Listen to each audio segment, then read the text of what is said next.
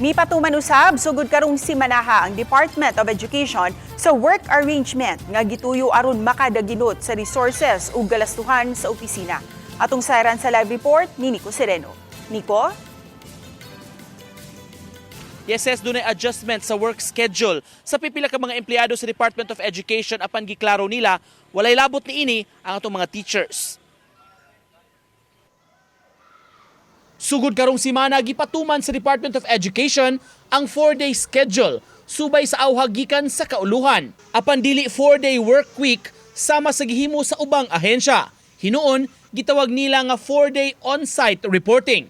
Buot pasabot, Lunes hangtod sa Huwebes mo report sa trabahoan ang mga empleyado. Samtang ang Biyernes ang ilang work from home schedule.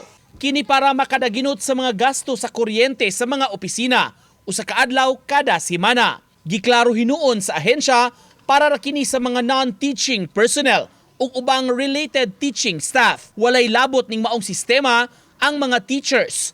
Maong Lunes hangtod sa Biyernes gihapon ang klase. It does not involve our classes because naamang ko'y number of school days nga gilatid yun nga they have to observe, especially about to end na sa school year. Gawa sa work arrangement, may mga gihimong lakang nasab sa DepEd Mandaue para maminosan ang gasto karong panahuna sama sa pagkontrolar sa ilang air conditioning unit. So aron makasave yun, I will on only the one switch.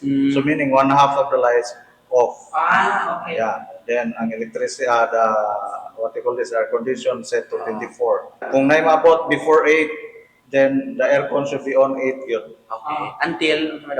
Until 5. Okay. Pero 24 ang thermostat to. 24.